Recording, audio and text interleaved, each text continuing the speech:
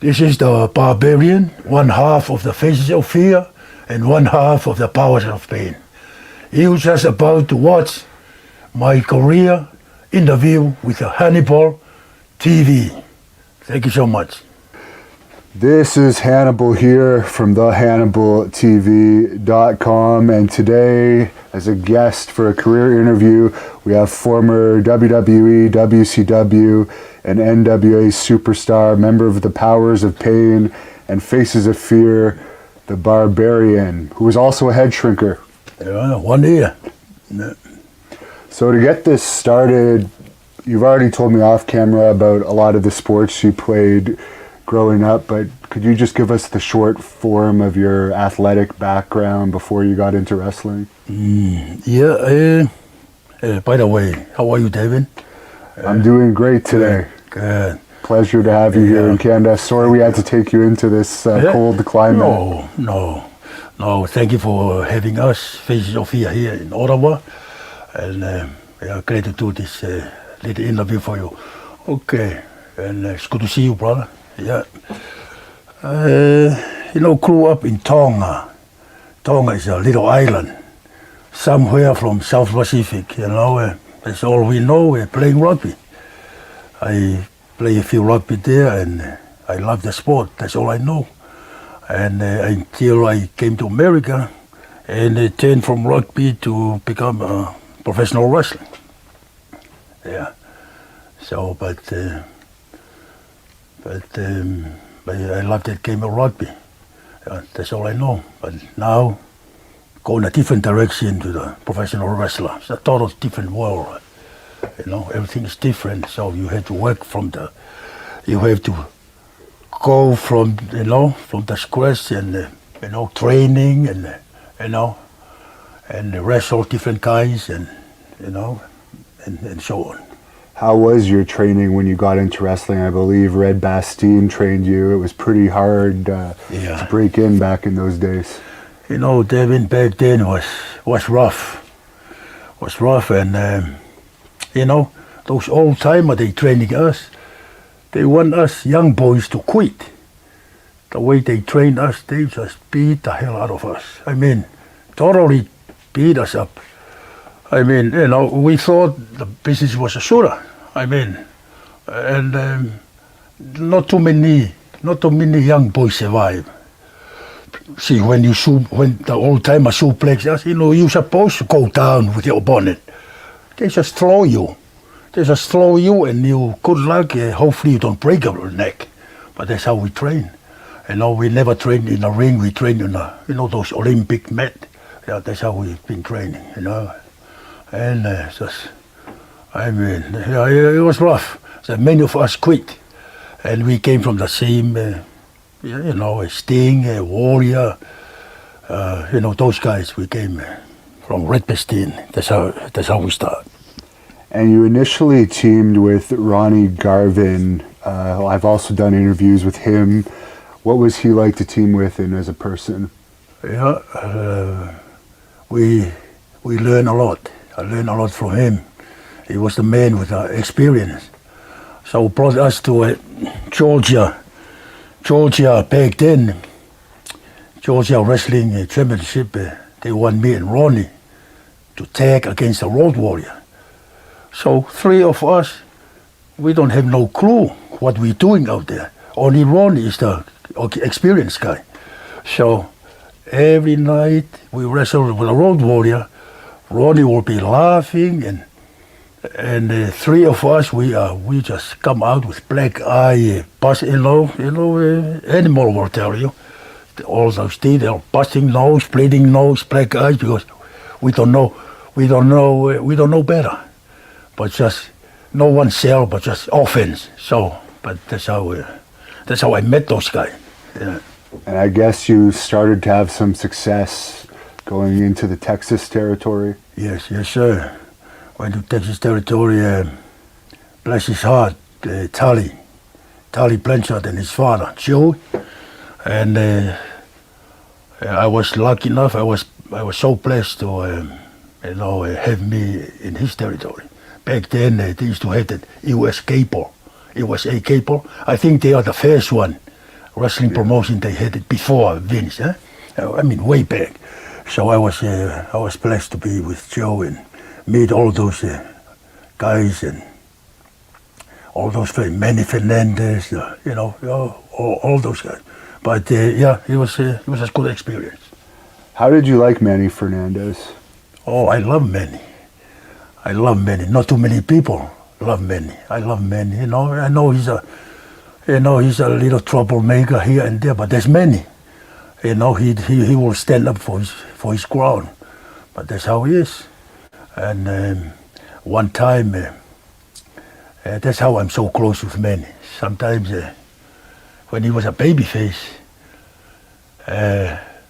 Manny told me, Bob, I have a bad shoulder, please. No slam, bad shoulder. Okay. But there was a reason. The reason was he didn't want to take no bump. So he just tell me, he explained, he complaining shoulder and back, for me to feel sorry, so I don't have to bump him. I said, okay. I look around Paul Jones and said, slam the shit out of him. Slam him, he lies, he's a liar. So that's what I did. I slammed him, I suplex.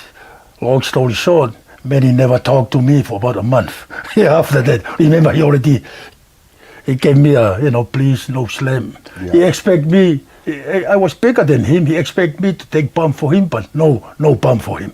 So, but I love Manny, we're still close to today. And I believe you wrestled for world-class championship wrestling as well when you were down there? Yeah, very short. I come through. Very short for the world class. Very short, maybe 2 months. Okay. I just come through on my way and they use me. This is right before I came to Georgia.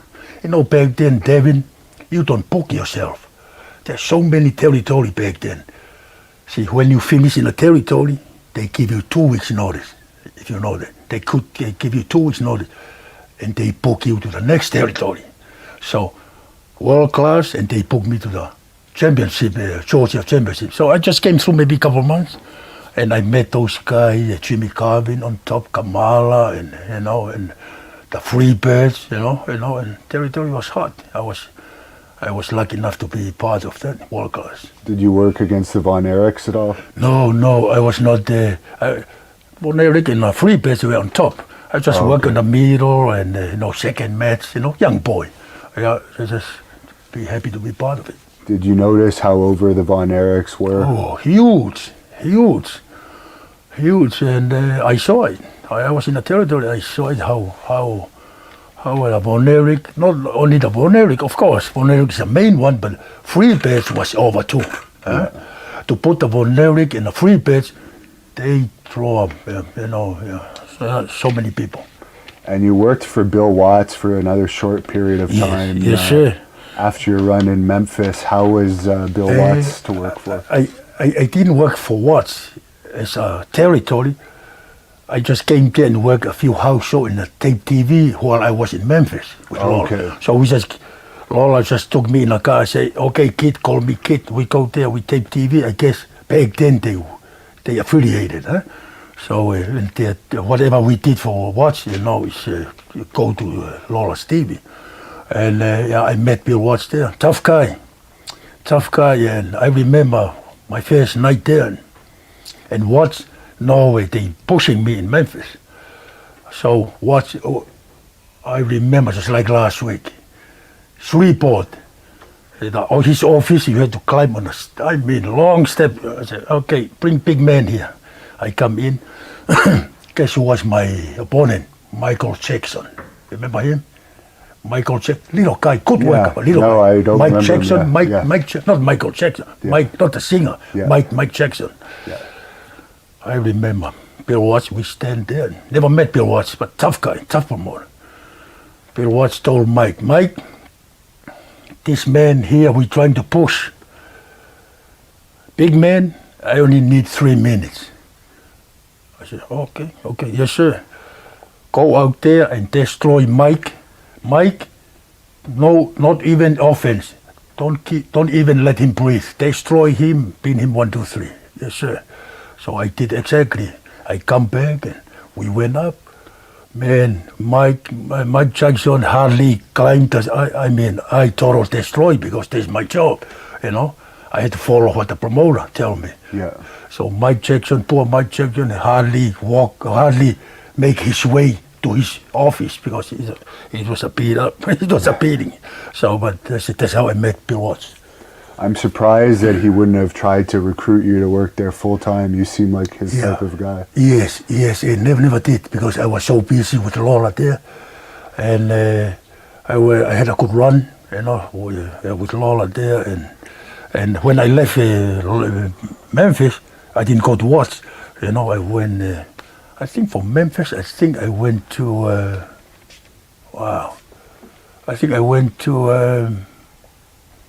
Dallas.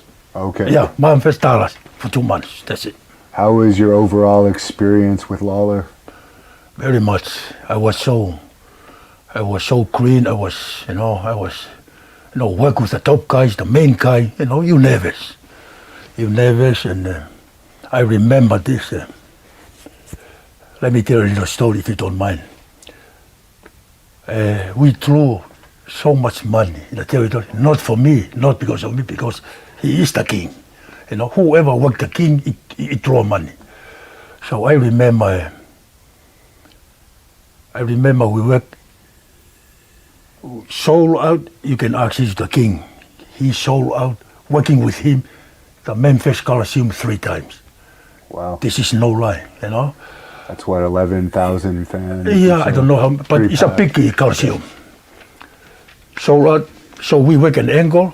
So the first match with Lawler was just a regular match. So no finish. This is how smart this man. No finish, because he's got a dream, you know, in his head. You know, hey, this kid, you know, I can throw money with this kid.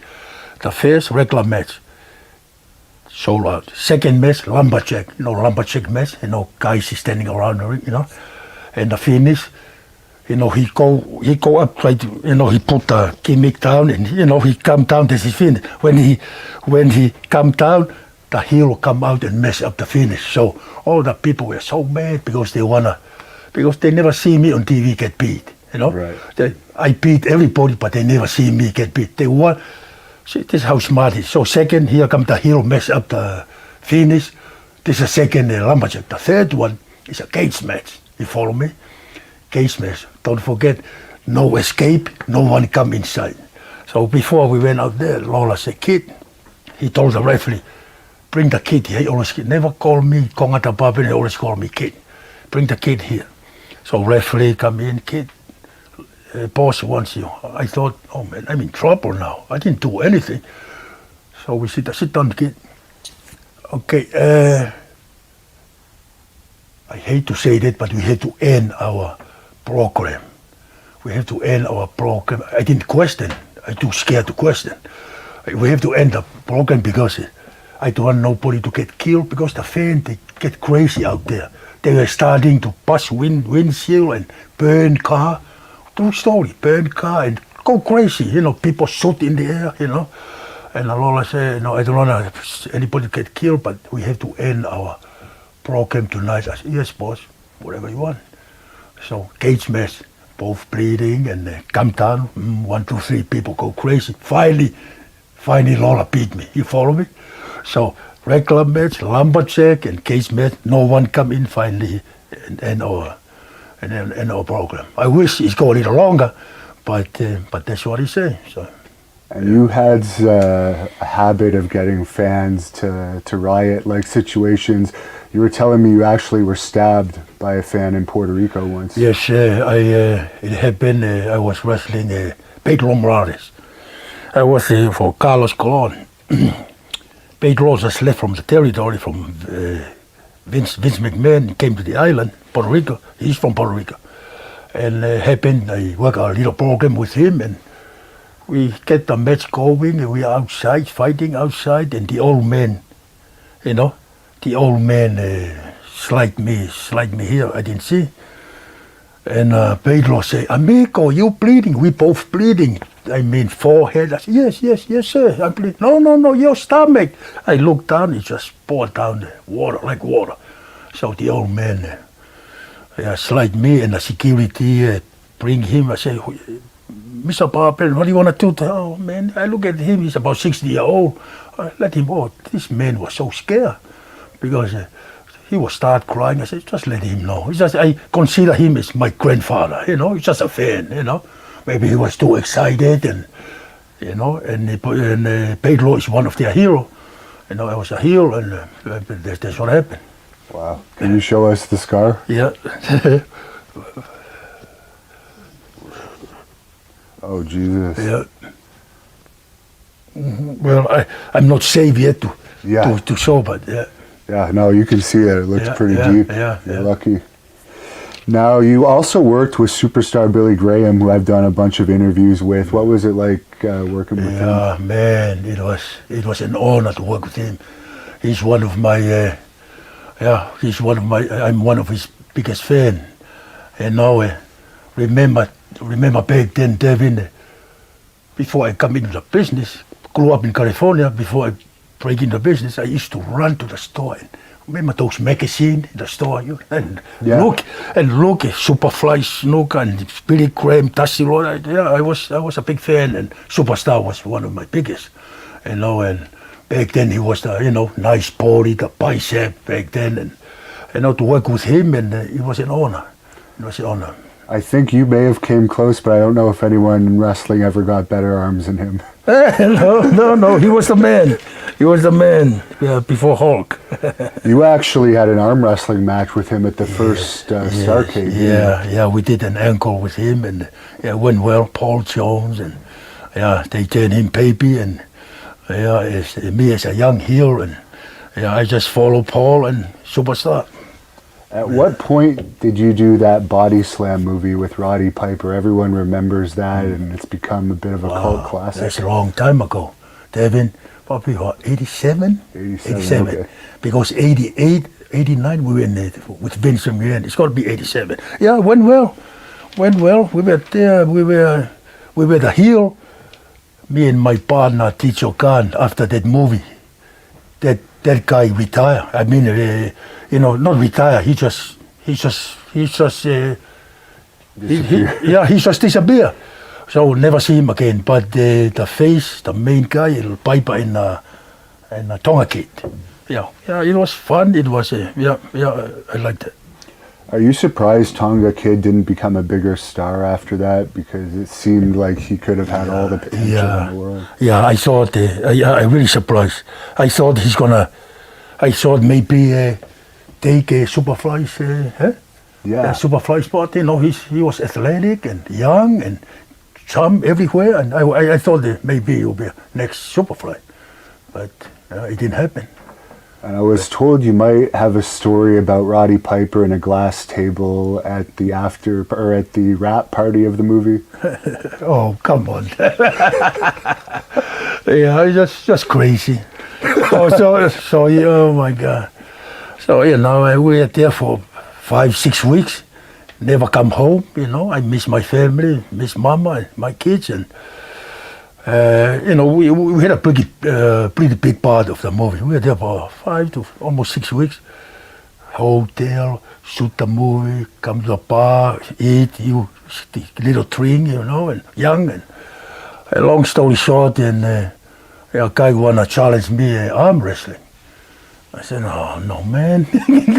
So long story short, finally I don't know if I broke his arm but the table broke, and that's how it erupt. That's how it erupt, and I just go crazy and tore apart and throw people to the wall, and someone called the police, and here come I believe Piper was there, saw the whole thing. Well, bless his heart.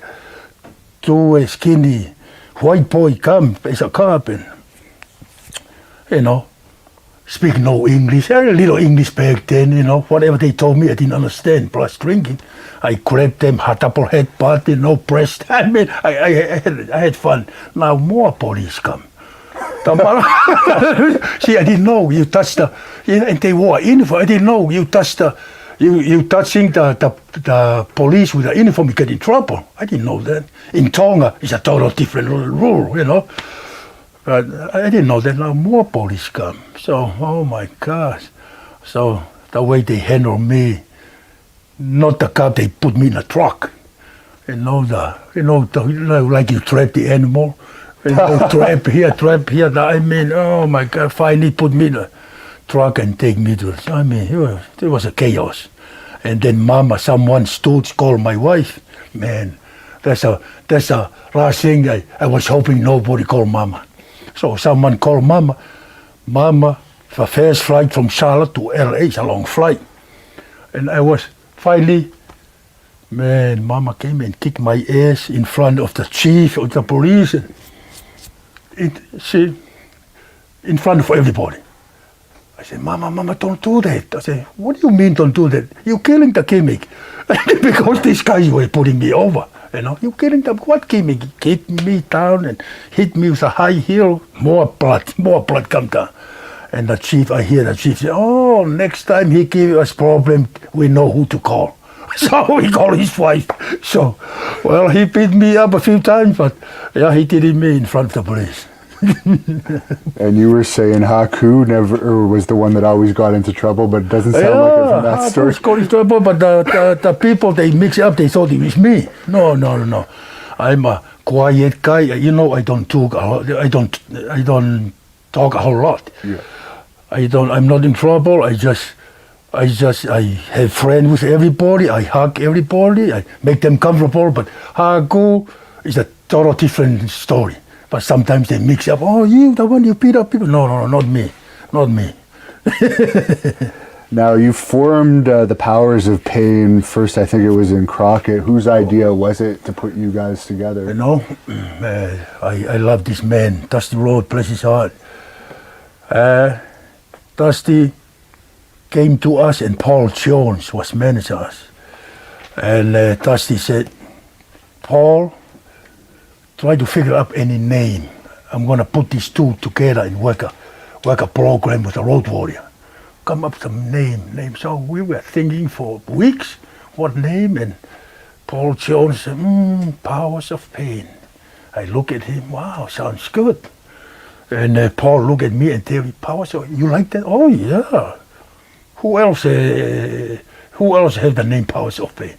Okay, let's say go talk to the boss, see if he like. So we go Dusty Rhodes, I like that. Ever since, Powers of Pain. Wow. Powers of Pain. I understand Animal helped the Warlord actually get trained. Yes, you know what, Devin? We owe these guys. Oh, we owe them a lot. I mean, Hawk, we love him to death, bless his heart. Joe knows that, we owe them. These guys, Devin, Road Warrior, they don't give nothing to nobody. Huh? But somehow he liked Terry Warlord, and he liked me too. And they are willing to work a program with them. I mean, we thought it's not gonna work because you know how Road Warrior, when the bell ring, they come in and destroy everybody. Who's gonna tell them to go down for us? Huh? Who? So I look at Terry. I don't know. You know them. I don't know them. I just met them. Talk to them. Finally, Terry talked to them. I said, guys, we're gonna make some money here.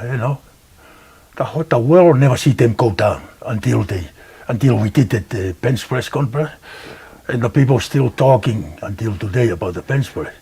Actually, when I mentioned on social media that I was going to interview you, the most common question was, were those real weights you guys were using? That's what everyone wanted to know. Sure. Oh, David, there's no fake weight. Yeah, it's real. I was hoping, be honest with you, I was hoping we go a little further. Because back then, I was so strong, I benched way more than 600. I was hoping to come close to 6, The animal was strong too. But, give something to the fan, But I believe, if I'm not mistaken, I think it was 450, then we hit the ankle, Yeah. When they start loading more, I was hoping we go a little further, and then mess up there, because I was ready. I was ready for it, But it helped us. That those guys we owe so much. They help us. They help our career. And with that angle of the Road Warrior, that's how Vince need us. If we didn't do that angle with the Road Warrior, he won't look twice at us. Right. But what they help us, it need us from north. Eh? Is it true that you left the NWA because they wanted you guys to do the Skywalker matches? Yeah. And you were advised by Animal to yeah, not do them? Exactly. Yeah, Joe, Animal will tell you. He did tell us that, actually. Yeah, he tell you. Oh, yeah, true. We were there. It's a pay-per-view, I think. Yeah. Yeah, the scaffold match. We never done scaffold match. I was 319. Terry was 345. I know who's gonna take a pump, who's gonna push, who's gonna drop is the hero. It's one of us. And Terry is heavier. It's not gonna be Terry. It has to be me. And the man is standing on the concrete. It has to be me. So, man, I was thinking about my family. I said, oh my God, Road Warrior talked to us guys. You know the finish. Is one of you guys gonna, whoever drop, finish the match. So the other guys win. I said, oh, okay. If I were you guys, Joe, I call Vince. I said, I never thought about that. Because Terry, I love my partner to death. I cannot say he's a follower. I cannot say that, but he always listen. Whatever I make decision, he listen. He leave it to Bob. Everybody talk to him. Well, you have to talk to Bob. Whatever I make decision, he listen. So, so I went home and I talked to my wife. My wife said, honey,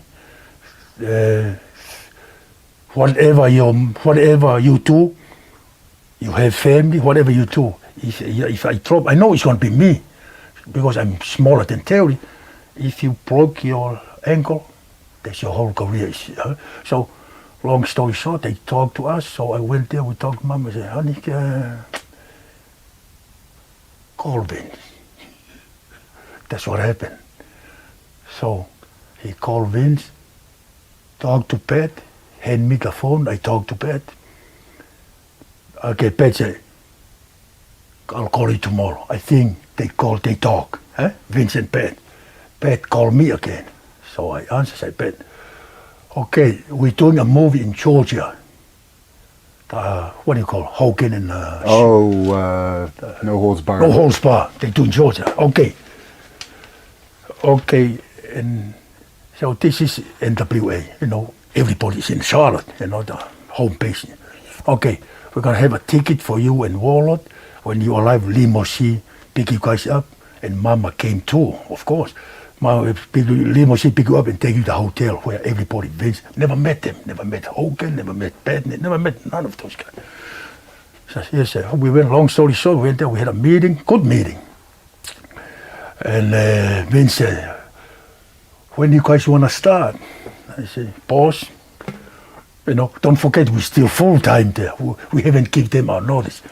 You weren't under contract? Yeah, it was the NWA. Okay, was it just on a nightly basis? Or No, not contract, just nightly basis. Okay. No, contract is the top guys. Us, nightly basis. Vince said, when do you start? I said, boss, whenever. We haven't talked to Dusty. Dusty was a man, was the booker.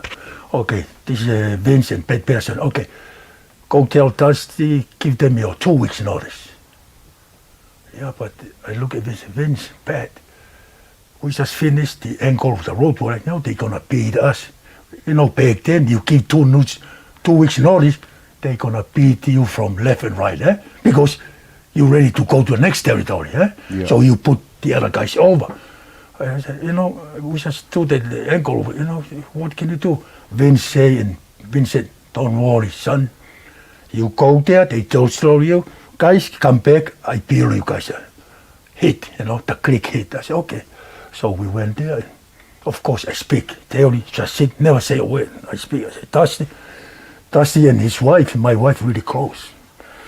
Dusty, give our notice. Man, this is right before the pay-per-view.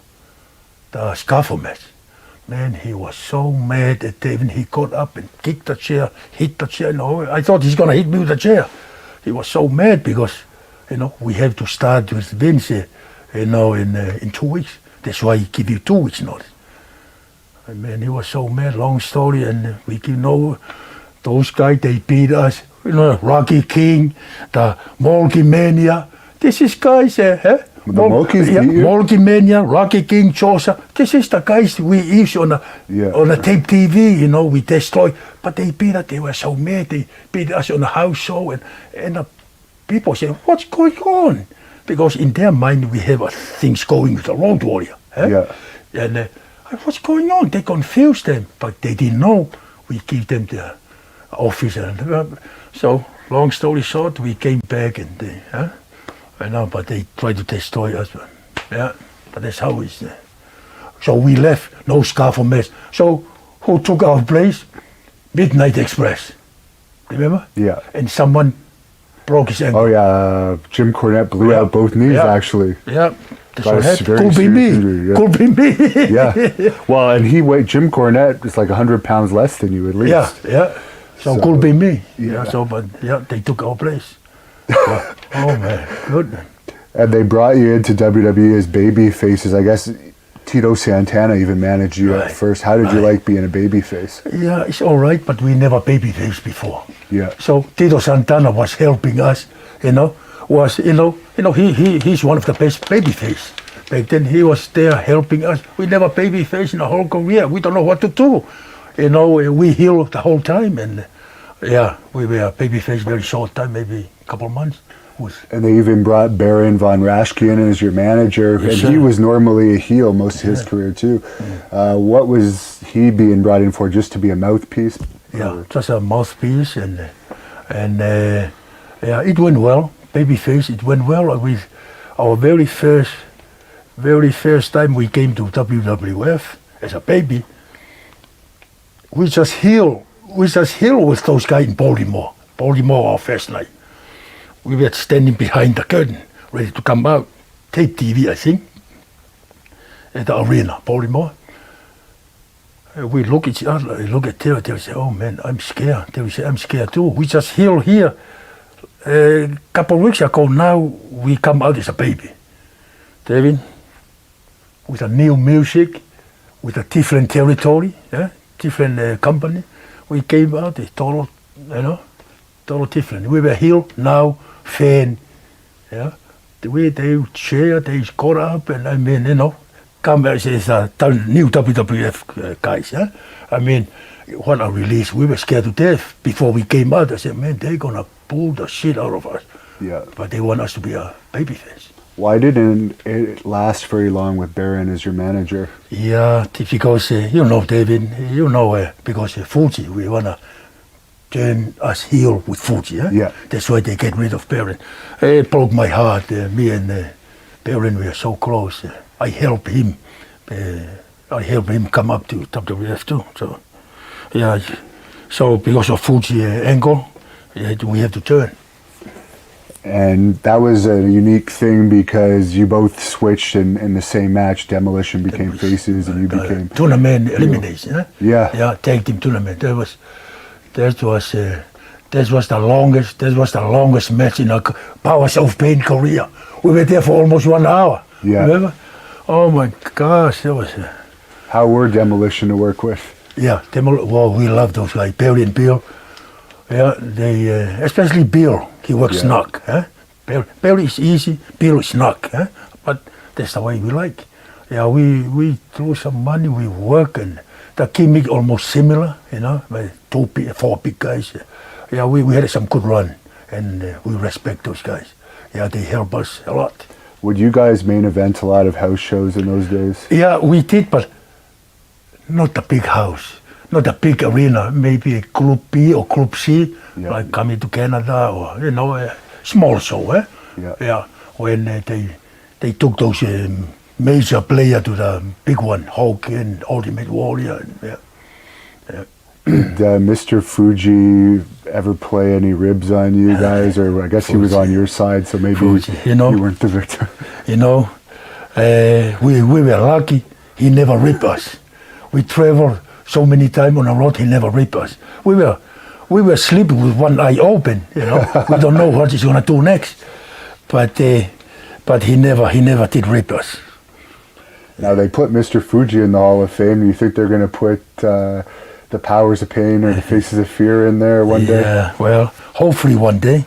We'll see. That's, And you worked against Hulk Hogan's team at the Survivor Series '89.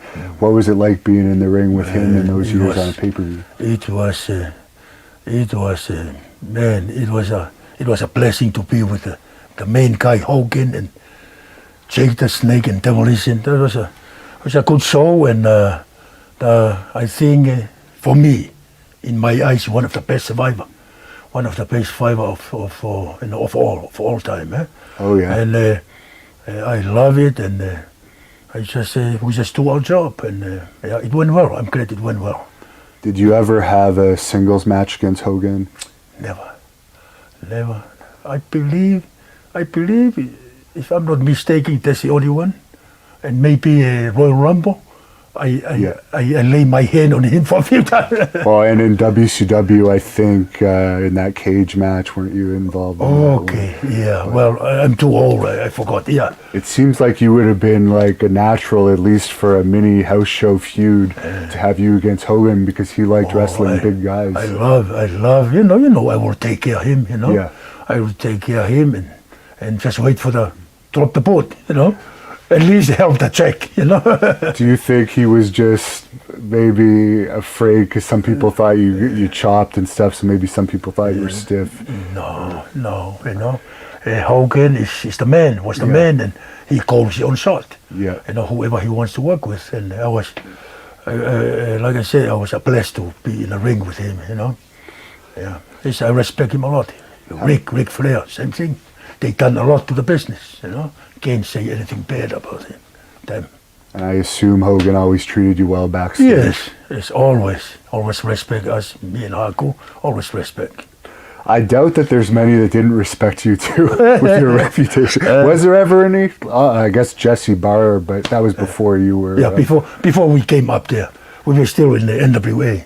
I just heard story and man, I mean, crazy, huh? I'll have to ask Haku about that one day, but did you ever hear what that was about with Haku and Jesse Barr? Well, I just heard story. They arrived at the airport. You know, back then when they arrived, you know, some fan picked them up. Yeah. Well, I just speak for Haku and what's his name? Jack? Jesse Barr and Jesse Jimmy Barr. Jack Funk, I think Jimmy was his name. Yeah, well, he was Jimmy Jack Funk back then. So they arrived and those two fans picked them up. And, you know, Jesse, I think he was drinking a little bit or maybe in something. You know, he cussed those two fans, you know, or two women or whatever, cussed them. And Haku tried to calm him down and say, brother, please, you know how he is. Please calm him down, you know, they picking us up, you know, please. And so he turned out, this is what I've heard. He turned around and cussed Haku. You know, I say, Haku told the driver, stop the car. This is what I've heard. Stopped the car and he pulled Jesse Barr and beat him up and took his eye. There's many different tales I mean, of that. This is what I've Wrestlers all exaggerate, so I don't know. Yeah, this is what I've heard. Yeah. He beat the poor guy and I think run his head to the top of the car and took his eye. And when he bless his heart and when he passed away with still one eye, still one eye, no. What happened to it? They couldn't find the other eye? Or maybe Haku ate it? Or they couldn't find one eye. See, you can find and clean it and put it back, but they couldn't find one eye. Is it true that the Tongans, I guess, used to actually be cannibals, or is that... Well, not in our time. You know, back then, you know, way back then, cannibal time, James Cook, Captain James Cook, he's the one. Well, in history, if you Google James Cook, he's an English guy. He's the one he found Tonga. Okay. He found Tonga, you know. Tonga is no white people there. You know, my skin, they call me a white boy because in Tonga, mostly black and dark, you know. Yeah. Because half of my family, they are, you know, white. Right. So, well, back then, James Cook found Tonga. First time they saw white, they thought James Cook is a god. They treat him well and his crew, you know. So Cook called Tonga Friendly Island way back until now. Tonga is a nickname Friendly Island. Eh? People were so friendly, they treat him nice. Long story short, same Cook and his crew, they went and found Hawaii. Eh? Yeah. And then they kill Cook and all the crew and eat. You know, and eat them, not Tonga, and eat them. Well, Tonga was cannibal too, but you know, I guess they eat each other, but you know. But I was only asking because you said Haku may have eaten the eye. So I don't know. Well, we lucky we didn't grow up in cannibal time, huh? Yes, for sure.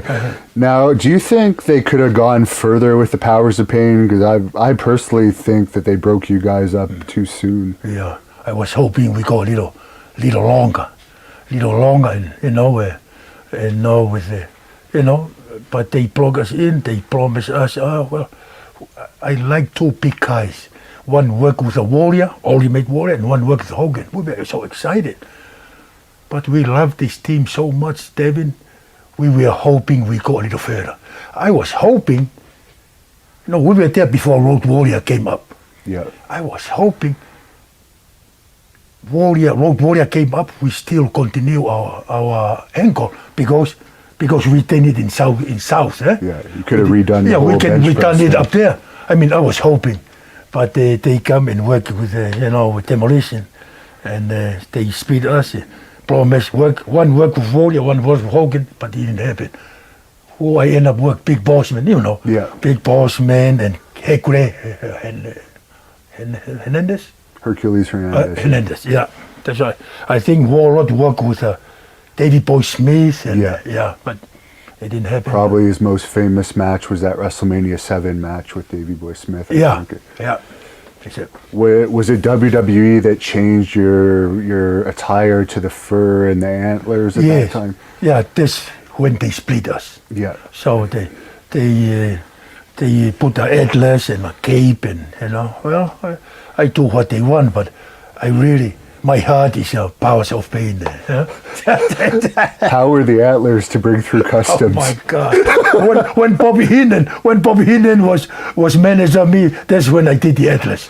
Right. Yeah, you know, Bobby is a comedian. Yeah. Sometimes when I go through the rope, you know, with the atlas, and I hold the atlas, Bobby go the same time. Sometimes I come up, you know, up his ass. You know, the atlas. Yeah. You know, and the whole, the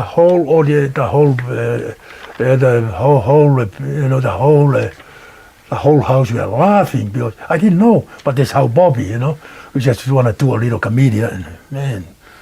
Yeah. Did you ever travel with Bobby on the road? I know he didn't do house shows. No, he don't do house show. Yeah, he don't do house show. Now you're best remembered for your match with Tito Santana. That's one of your big things when you were singles WrestleMania 6 here in Toronto. In Toronto, huh? Yeah. Yes.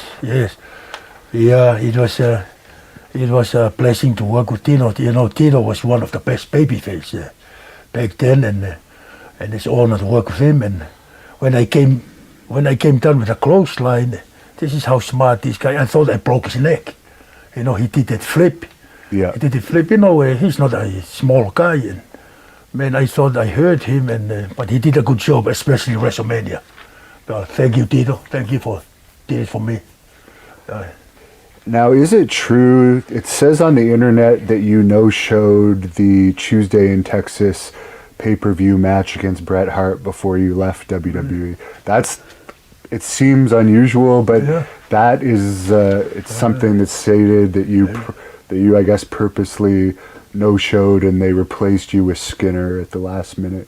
Well, you know, company knows me with always show. Yeah. I don't remember with no show, especially a big match like that with it. Bret Hart is one of my favorite to work with. Yeah. I work him single, David, maybe 3-4 times, house show mostly. Yeah. Oh, I love this man. He can sell and he can make fire when he come back, you know. And you better be there when he make it. Man, I love Bret. You know, remember he do the slipper, do the slipper and he come off. Oh, Bret is one of my favorite babyface. So just to set the record straight, I know it was back in '91, but do you have any remembrance why they replaced you with Skinner in that match? I don't remember. I don't remember no show up. Or maybe I was there. I mean, I always show up. Yeah. You know, this is my job. Yeah. This is how I feed my family. Or maybe I was there, but they changed their mind. Right. But So that's false, just to set the record yeah, straight. yeah, on I that. always be there. Yeah, I surprised he didn't show up. Yeah. So you went to WCW, I guess, because they promised you a push and matches against like Hogan and Warrior. Never happened. Never happened. Did you get a better deal in WCW? Or? Yes, I cannot say better deal. You know, in WCW I work less. Yeah, I work less, so I save more money. yeah, I save more money over there with Vince. I love Vince to death. You know, he makes sure you work every penny. You know, every penny you earn. You know, so he work you hard. You know, almost every night. WCW maybe I work 9-10 times of a week.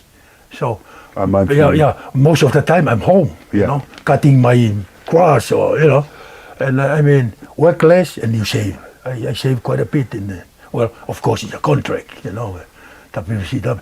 With Vince, no contract, daily basis, the top guy's contract. First time I had contract with WCW. NWA, same thing, daily basis, And you got a big push with WCW. You defeated the likes of Barry Windham, Yeah. bunch of top stars, Sure. and then you ended up fighting Ron Simmons for the world title. Yeah, I made good money with Ron and of course Faces of Fear. And you also had a match with Vader. How was Vader. that? Yeah, Vader, Vader was the man. I was young punk. They told me, they pushed Vader. They told me, Bob, no offense. I said, how can be no offense?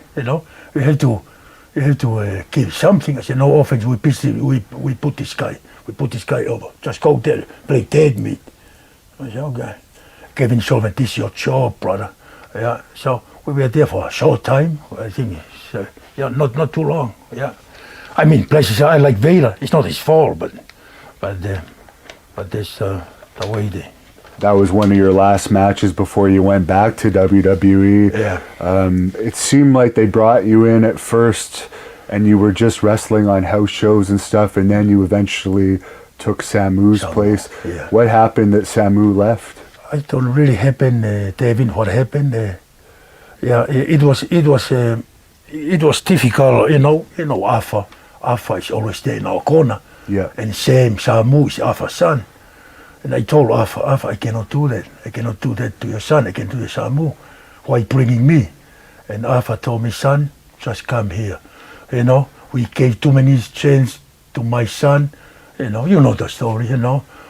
Sam will be missing town, and he liked to shoot pool. Yeah. Shoot pool, and so that's the reason they bring me in.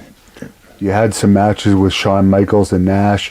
It was known around that time that Shawn Michaels, I guess, was a bit of an asshole in the back. Did he ever give you any problems? No problem. Yeah, I like Shawn. Shawn is a good worker, good entertainer. I respect him, but no, I always good with Shawn. Kevin Nash, the big man, always good with him. I love everybody, and they respect me. I respect them too.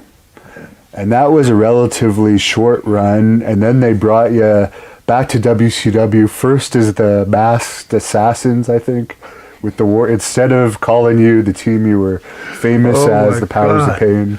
Oh, that was the I don't know whose idea. So when we came out there, me and Lawler, Terry, we came out there. We thought they're gonna use the Powers of Pain. We come there, Kevin Sullivan and no, we wanna go in a different direction. Okay, what direction? We wanna call you guys Super Assassin. I said, what? Super Assassin? You wear a mask? So like the assassin. I said, okay, let's try. We never done it, but let's try.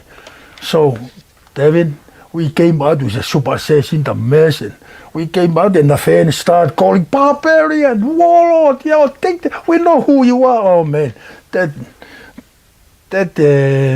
character was long for probably less than 2 weeks, so it didn't work out because when you come out with a especially mask and try to cover your character, it's good when fans don't know who you are. But when you come out, they know who you are. It's not going to work. So, and they took that out in about 2 weeks, and they let go of Terry. So it broke my heart.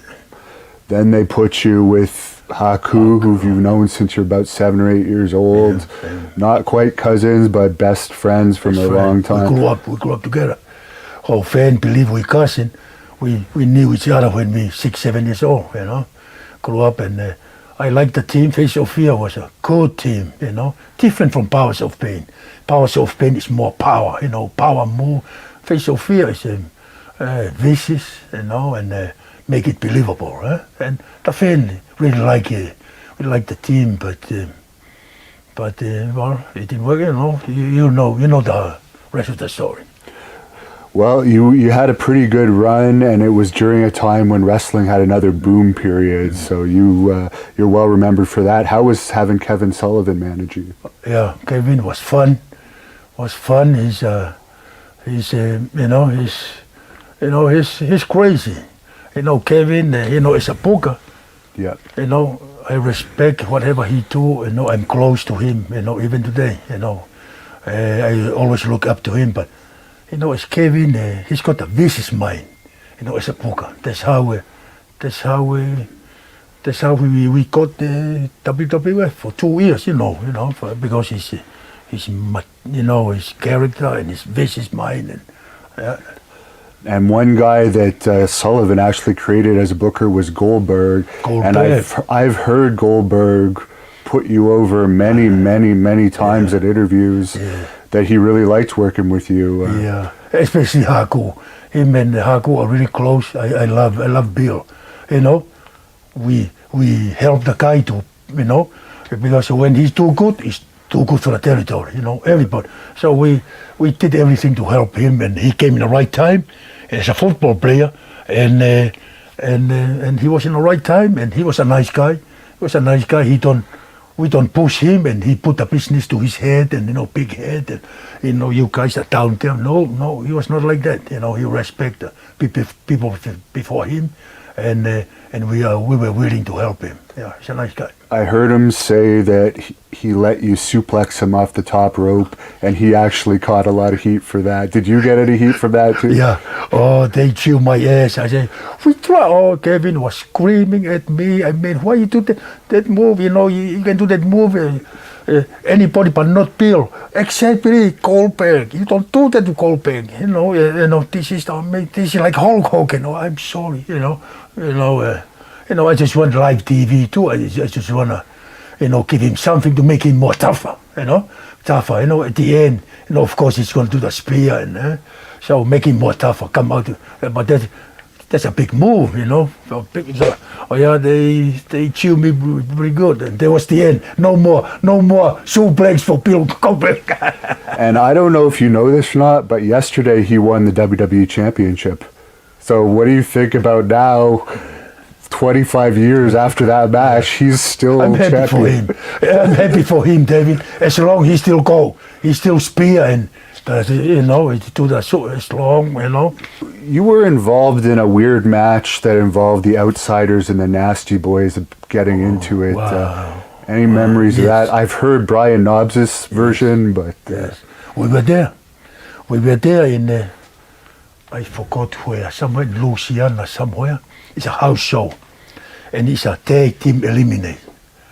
Me, Haku, one corner, Nasty Boy, one corner, Ness and Hall.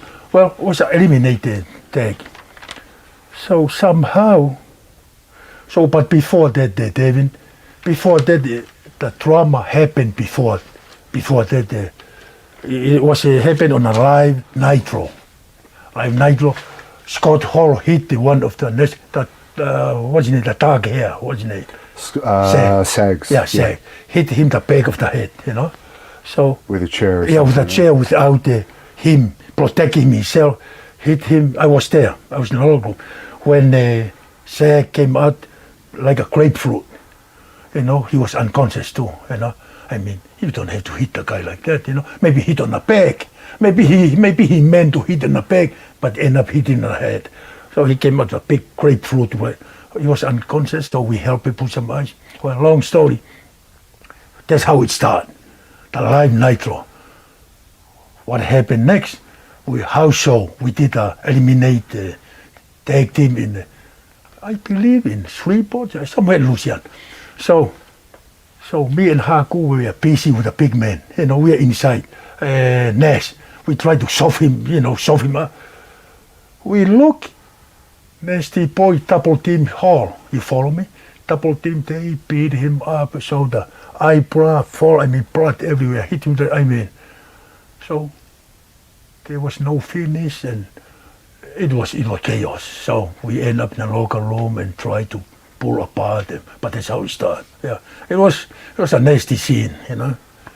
I guess Nash ended up grabbing Sting's baseball bat. Yeah, baseball bat, and we tried to hold the big man. He was swinging the bat in the locker room, and we tried to hold him. You know, I don't know. We were, me and Haku, we trying.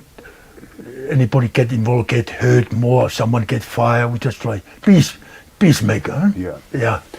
Now, we're definitely going to do a part 2 of this another time, but we're coming to the end of our time. And one of the last questions I wanted to ask you was, what's your best story of Haku from behind the scenes? I know that you say you never actually witnessed him in action, but you've heard a lot of these stories. Yeah, I never been in a live action. Be honest with you, I don't know, somehow happened for a reason. No, not to be there. I may get involved, or, you know. So never, I just had action. If you don't mind, I tell you what happened. My partner told me. Lawler told me, I think in Baltimore, I'm sure in Baltimore. You know, I didn't feel good. I didn't feel good. Well, I was tired, hurt, so I went to the room and called Mama, make sure everything okay at home. And I never come down. So, long story short, Warlord went down, you know, Terry, he don't drink, he eat a lot. So he order food and he eat food. And Terry told me, Bob, I'm a big man. I said, yeah, I know, you're a big man. I'm a big man, I never hurt, I never get scared in my life until what I've seen. I said, what have you seen? I knew he's gonna tell me the story. What have you seen? Tell me. Bob, your cousin of yours, he called Haku my cousin, like everybody. I was there eating my food, and one guy came, Terry said, it's all those 35 wrestlers downstairs drinking beer, and all the fans out there. This guy, this idiot just walked straight to Haku. No one else, just walked to Haku. I heard you were the tough son of a bitch in the wrestling business. Haku told him, I don't know who told you that, but please, we are here with all my friends, have a good time. If you don't mind, please, leave me alone. Go, please don't come back. So Terry, I said, something is going to happen. Terry is going to he ate his food a little faster. Here come the same guy, maybe a couple of minutes, here come the same guy. Tell him same question. And Terry, listen, it's right by Terry, Warlord. Haku told the guy, brother, I ask you, please don't come back. You know, leave us alone. Yeah, I know, same question. I say, go. This is the second time, David. You come back, I'm not saying anything, you come back, I'm gonna beat you up. I'm gonna beat you up so bad, you know. He told me I'm gonna F you up so bad. So the guy, Terry looked, he high-fived with the other two friends. High-five. Terry said, he was praying the guy don't come back. Because he know he come back, that's it. This idiot came back for the third time. You follow me, David? The third time. Third time. Haku never say a word. He just grabbed the guy, put him on his lap. The guy face up, he go down, took the guy's nose. Terry finished his meal right away. He never finished. So that's how scared a big man, you know. And he saw it right in front of him. He said, Bob, I saw it happen right in front of him. So that's how scary this guy, you know. There's a little story. I wasn't there, but the Warlord told me what happened. And for Terry to not finish a meal, that would be pretty bad. Yeah, he was so scared. He was so scared. He never, especially see live, right in front of you. Terry said he was so scared and he respect Haku. Terry said, there's one man I don't want to mess with, you know. See, this is a different David. You know, I'm not that kind, you know. I'm a tough guy, but Haku is a crazy tough guy. So there's a difference. He's crazy. I'm not that crazy. So no, you'll just take out 4 or 5 police officers, but you won't bite their nose off. No, I won't bite. I don't take eyeball. But well, I'm glad he come down. Yeah, no more. Those days is over. But I'm glad he's still alive. You know, if he do it now, you know, they don't want to fight you. They just empty the gun far away. Eh? Yeah. I mean, you know, that's the only way to stop. But I'm glad he's, but back then was crazy, and I'm glad he survived. You still have your own wrestling school too? No wrestling school. No time. When I take tour, I just call boys, the guys, from everywhere. Yeah, no wrestling school. The wrestling school, I go visit and train my, my niece, Lady Tupper. Yeah. George South. No, George South. Oh, yes, yeah. George South and High Spot training here. And I go visit it and help train a little bit. Yeah. My majority, George, is the one training here. Yeah, every day. Are you still recognized a lot in Charlotte since it's such a wrestling town? Yeah, people still recognize it. Matter of fact, one of my car, something happened with the tire. So I call, my wife calls, so I went there, I called what do you call it, AAA. Yeah. Small well. The guy came in and he looked at me and I said, I know you. When he said I know me, I already know, this guy is a fan. I said, you used to wrestle? I said, yes. So he Barbarian, yes. Oh, man, we shake hands and he helped the car and he towed the car and that was it, But like I said, people still recognize even no makeup, they still, Yeah. And finally, do you have a favorite match as both Powers of Pain and Faces of Fear? Okay, the favorite match, Powers of Pain, is gotta be the. Do you know, Devin? To be honest with you, the favorite match, from Powers of Pain, is gotta be the Midnight Rockers. I'm honest. I speak to my heart. These guys were young and they moved. They were so athletic. They make us look like a monster. They were double team. I mean, we did some house match. Was unbelievable. The house match in Madison Square Garden. Warlord give, I believe it was Marty, a backdrop. Man, it's gotta be like 20 feet in the air. I thought this kid is dead. I mean, when he go down, the timing was so great. Marty was push and Terry was so strong, push same time.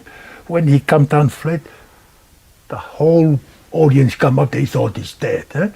That's how these kids were. These guys were great. I mean, no respect to Demolition, but Road Warrior, we have some great match for Road Warrior.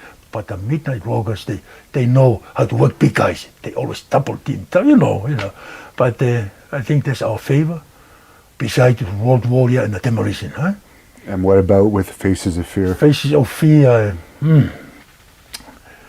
Faces of Fear is gotta beat Steiner. Yeah, we have some good matches. Live TV is a house show. We have some bunch of matches. Steiner, the suplex. Yeah, you had to give it to them, they suplex me. I mean, the Steiner line, and we do our stuff to them. I mean, it's got to be the Steiner. And any final thoughts for the fans to close this off? Yeah, I just want the fan out there. I just want to thank you to all of you, all over the world, for all your support for all those years. Now I'm still here, Barbarian, Faces of Fear or Powers of Pain. We still in action. We still walking.